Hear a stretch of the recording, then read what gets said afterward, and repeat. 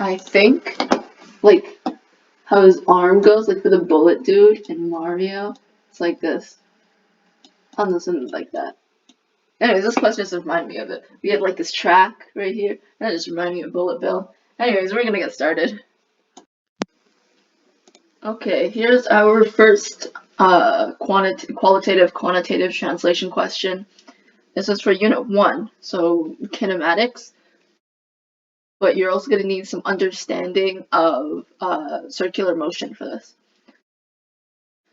For this question, actually for all QQT questions, we shouldn't be spending more than 25 minutes on it. So I'll show you step by step how to go through this one. And there are points where overthinking might occur. And I'm just gonna strongly say that do not overthink on any of these. They're much simpler than you think. Okay, this one here, we're gonna start off with a lot of reading. We have a car X and a car Y. Color coded said car X is blue and car Y will be orange. Now, car X and car Y are racing the same racetrack with semicircular sections connected by straight sections.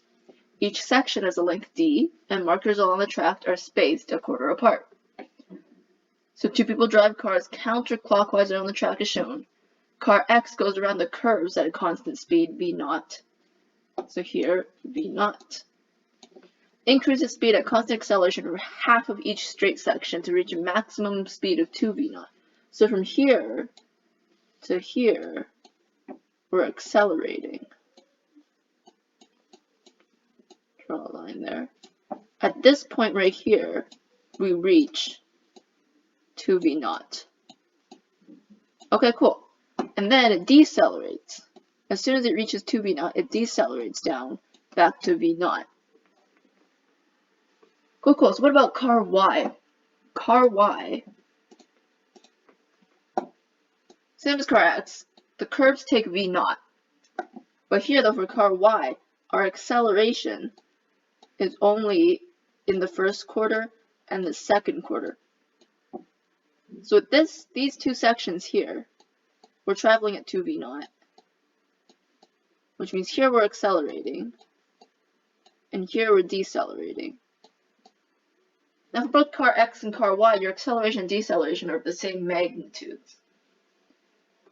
Okay, so on the figures below, draw an arrow showing the direction of the net force on each of the cars at the positions.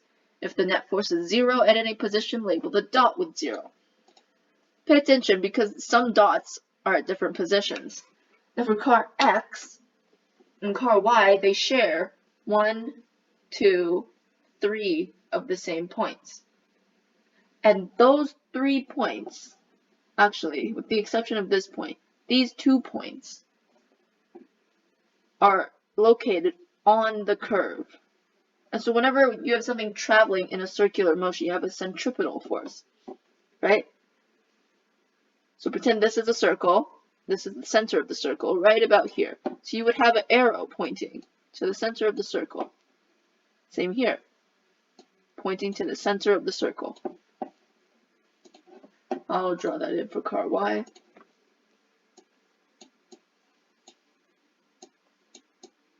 Okay, cool. What about the other ones? Well, if we're accelerating here and we're decelerating there, to accelerate or decelerate, you have to have a force, right? A force in the direction of travel. So we have an arrow here and an arrow here. At the top, it's the same concept, really, because you're traveling counterclockwise. Here you're going to be accelerating. Here you're going to be decelerating. Okay. Now car Y is a bit different because car Y accelerates a bit different. It accelerates, but then it travels at a constant speed and then decelerates. Well, the bottom part here would be the same, because here it falls between the range of when it's accelerating, right? Acceleration happens here. It falls in the range for that. So we have an arrow pointing this way. And same with this point here, it falls within the range of deceleration. This one falls in the range for acceleration. But this one is when the car is traveling at a constant speed. Remember, the bottom same as the top here. When it's traveling at a constant speed, you got 0 net forces acting on it. So that would be how you answer the first question. Indicate which car, if either, completes 1 trip around the track in less time, and justify your answer quantitatively with appropriate equations. Okay, well, we know. I'm going to change to green here. We know that car X spends no time actually traveling at maximum speed. It just reaches maximum speed and then immediately decelerates. Car Y, however, actually takes time traveling at the maximum speed, which means car Y would take less time to finish 1 trip compared to car X, because we're going faster. So, when you answer this question, you gotta make sure you state these points right here. So this is for B. First point, car X does not spend any time traveling at maximum speed. However, car Y does travel at the maximum speed for a recognizable, I can't type, amount of time. Okay. Cool. Now, for speed, we also have acceleration, right? And so, we also need to state that car Y accelerates over a shorter time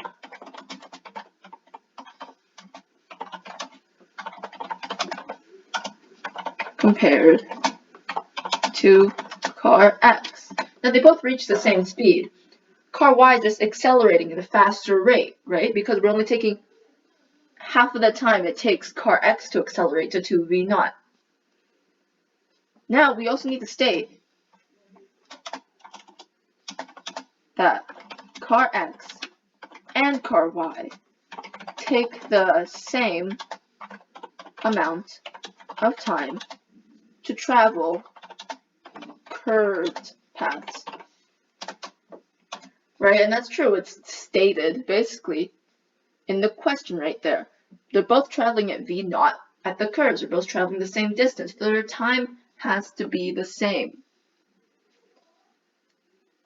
So in conclusion, once you've stated those 3 points, okay, actually I'll just write it here. In conclusion, car Y takes less time to travel 1 trip because it travels straight distances faster than car X. So now what we gotta do is we gotta justify this answer quantitatively. Well, this is kinematics. You have a lot of different formulas you can use, but whenever you're doing physics, if you can get an answer using the simplest equation, then do that. Remember, we only have 25 minutes max to do this qualitative question, or else you're not going to have time left for your paragraph response question. Okay, so how do we do this then? Well, we know the time to travel each curve, given our v equals dt.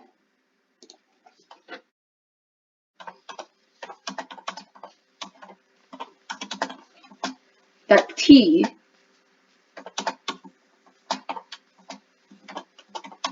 equals d over v, right? So time to travel each curve would be d over v. But then what about the segment of acceleration? Well, that's easy. We got formula A equals change, I don't have delta right now, change in v divided by t. Draw the little change delta right here. So what is our change in v? Our change in v is, well, our maximum speed reaches 2v, right? So it has to be 2v minus the speed that we're constantly going at, v, divided by t. And so we end up with A equals v over t. I'll put a space there. Stay consistent. Okay, cool. This right here, that's not justifying your answer though. We just have an equation right here. So now we're going to use the factor of change to prove that car Y takes less time to travel than car X. So for car X, we're going to use it as a reference. Car X equals A, actually I shouldn't say equals. Let's do a little arrow here. That's A divided A equals V over T. Okay, car Y. Now car X, we're using two little segments to accelerate. Car Y, we're only using a quarter segment, right? Right here. So for car Y, we're using half the amount of time, which means our acceleration must be doubled. So car Y is 2A equals, V is constant, okay? V is our constant variable here. So what would T be? Well, if we double our A, okay, then our T has to be equal to 1/2 of what it used to be. Okay? So now, here, we just proved, right here, that time for one trip with car Y is less than time for one trip with car X. There we go. And that's how you do BI. Now if we look at B2, it says justify your answer about which car of either completes one trip around the track in less time quantitatively with the appropriate equations. And some people look at this and they're like, wait, hold up, isn't that the same thing? Aren't they just asking the same thing? Well, no, not really. Here, we're just saying the time overall, basically, is what we're saying. We're saying about the acceleration here. We need, okay, to find, I'll grab, actually, a different color. Let's do purple. The difference, okay, between the time it takes car X to travel here and car Y to travel here. Because, as we know, car Y is spending more time at maximum speed. Now, what we're going to do, I just erased that, because we don't really need it anymore. We got to calculate the time that it takes car X to travel one straight way, okay? So we have, I'll draw this out right here.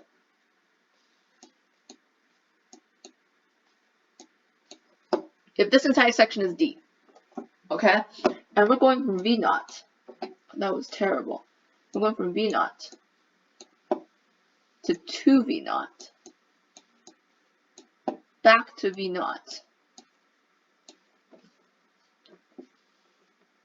Then you gotta think, well, this whole thing's D. If we're using a change in speed, you can't use the entire d because you have v naught to v naught.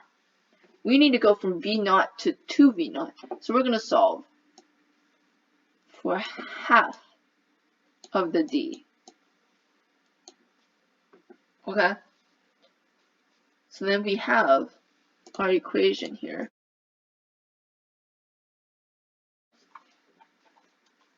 Well, actually, before we start into our actual equation, we're basing it off of the whole d equals vt plus 1/2 at squared, right? So now our d is d over 2 equals vt plus 1/2 at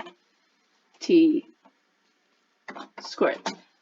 And from what we did before, we know that a in this scenario is v over t. So we're going to sub that in. If we sub that in, and then we multiply everything by 2, we get a lovely d equals 3vt. Now we're going to isolate for t. T equals d over 3v. And now this is where you need to recognize that t equals d over v in our regular kinematics equations. So right now, essentially, you have two different t variables here. The purple t that we have right now equals d over 3v. This is the total time.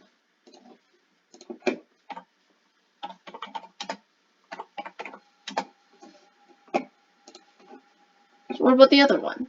Well, you know what? I'm going to switch to pink, even though I'm allergic to pink. Fantastic. The total time to travel this d over 2 section. And now here, this d over v, we can say is t naught. And t naught is the time it takes to travel one of these quarters. I'll label that to make life easier. So in essence, our equation now, t total equals t naught times 2. So we can say 2t naught over 3. Why is it 2t naught? Well, because we need 2t naughts for 1t total. This is where our equation comes from. This is what you need right now. Just stop here. Do not do anything else. Now this is for car X.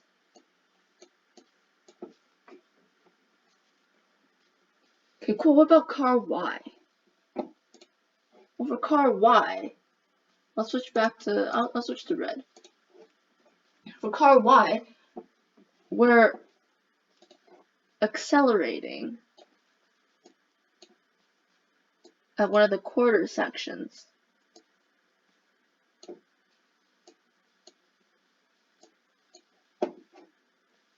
Right, so the whole thing's d.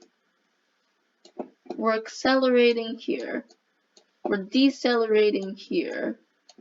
Here we're traveling at 2v naught, which means essentially we have 3 different sections right here. Section 1, Section 2, Section 3. Okay? And the time it takes in Section 1 to Section 2 should be the same because their acceleration and your acceleration and your deceleration are at the same magnitudes. Okay, well, same thing. We can't just go from v naught to v naught. We have to go to this half point right here. So d over 2. Now here's where you don't have to repeat yourself. You've already shown them that you know how to use this equation before for car X. So here we're going to do a simplified equation. We're going to go use our t equals d over v, right? Which means our t equals d over 2 divided by, what's v here? Well, v, we're actually traveling at 2v for a while. So here we're dividing by 2v. And so we got t over 2 divided by 2v. That gives us t would equal t total, I should say, equals, same thing, the d over v, okay, we're going to change that to t naught. So it should give you t naught divided by 4. Okay? And so now we have this right here. And this right here. And now we can simply compare. Some people, okay, want to add up these 3 sections. Why would you do that? Your total time here and your total time here, they're the same 2 sections, so we can just directly compare them, right? So if I change, let's just change to black. So your final answer for car X, it takes 2/3 t. Car Y takes 1/4 t to travel the same distance. Now we can see right here 1/4 is less than 2/3. That's proof that car Y takes less time than car X to travel 1 trip. Because again, we know that at the curves, they're traveling at the same time, which means if car Y is traveling at a faster time, the straight sections are traveling at a faster time overall. So that is how you would answer E right there. Okay. Explain how your equations in part B re-express your reasoning in part B1. Do not simply refer to any final results of your calculations, but instead indicate how terms in your equations correspond to the concepts in your qualitative explanation. Okay, see this one here. We're basically restating ourselves. Like, not entirely restating, because again, you have humans marking your test. They don't want to read the same thing over again when they already know you know how to do this. So essentially, what we're going to do, essentially here, what they want you to do is re-summarize yourself. Okay? So let's pretend, because on your paper, you're going to be showing your work, right? Let's say our answer to question BI, we have our work here, we got our calculations, okay? Put an asterisk next to it. Same with B2. Here is some equations, here's some of our work. Put an asterisk next to it.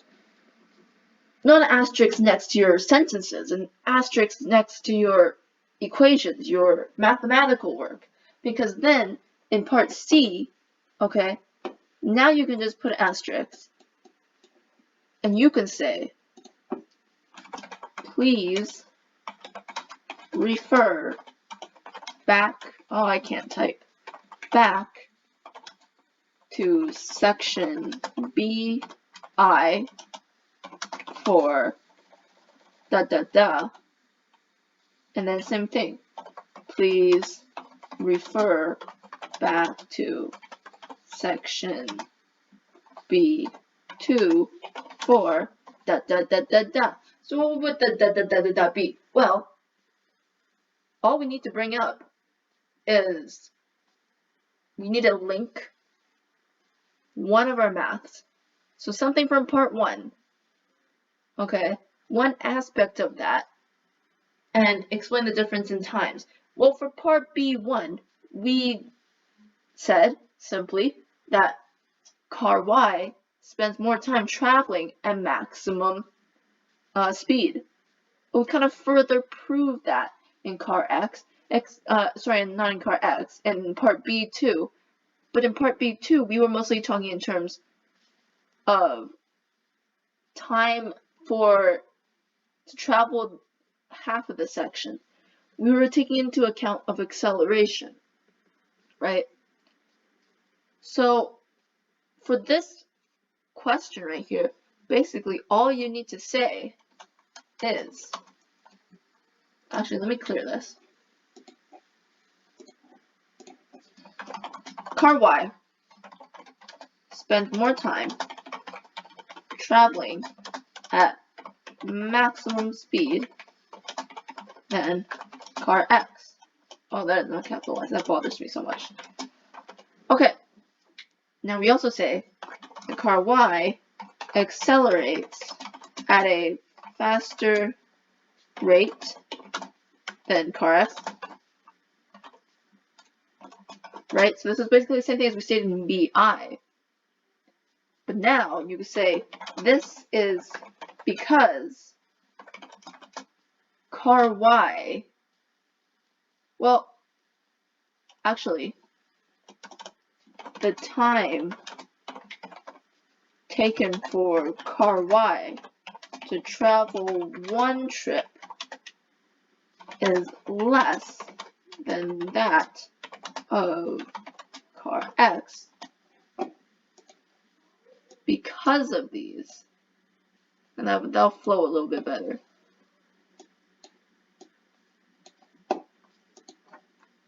And then you say, this is proven when comparing the time it takes for both cars to travel the same distance based on acceleration. Please refer back to and that would be your B2 work right there. So you can say that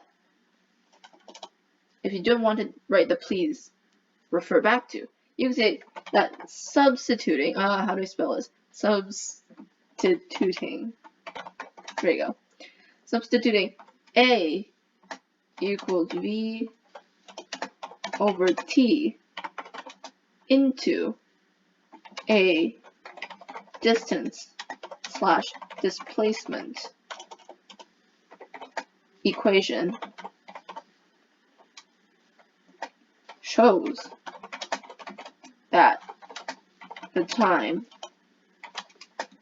car X travels one distance is longer than the time it takes car Y to travel the same distance. Bada bing, bada boom. There you go. We have our quantitative right here, but we're not referring back to the final results of our calculation. If you referred back to the final results, it's kind of useless, right? Because they see that you know how to do this. You don't need to restate yourself. Okay. So we can say that. And then if you want to go even further, okay, you can say that car Y and car X, oh, that wasn't capitalized. Car Y and car X travel at the same rate, so time and speed, during the curved parts. And as argued in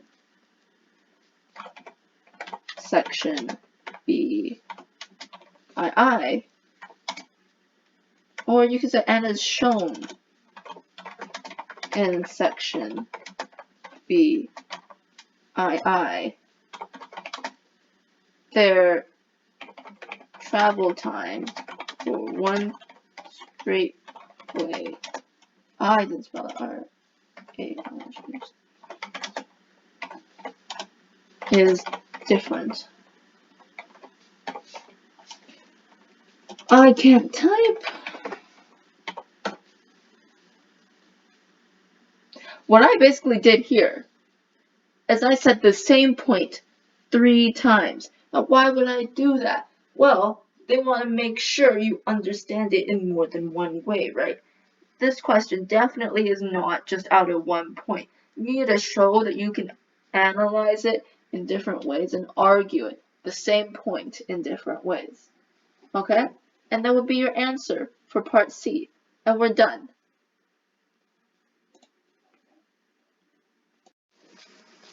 So that just took me about half an hour to explain this whole question. And what we said before, really, you shouldn't be spending more than 25 minutes on a quantitative translation. Okay? This was really straightforward, right? It all depends if you're using the right formulas, if you're using the most simple ones you can. If you're, like before, we had our t equals d over 3v. If you can recognize that this here is another aspect of time, then you're good. If you stopped right here, sure, you could do that, but now you have to compare the distances and the velocities. It's just making things a bit more complicated for yourself. It might take lesser time to do the equation like this, but then you need to take more time writing it out. And it takes way more time to write out an argument, arguing why the different values in this, instead of just doing this. So really, you should be trying to make your math as simple as you can to make life easier for you when you write down your arguments. Because it takes more time to type out one word than it does to type out a single letter, a variable in your math equation. So that's it for today then. And then if there's any questions, just like hit me up, throw a rock at me, comment, shoot me through Instagram, anything like that. If something's unclear, I'll go over it. Yeah, so that's all for today.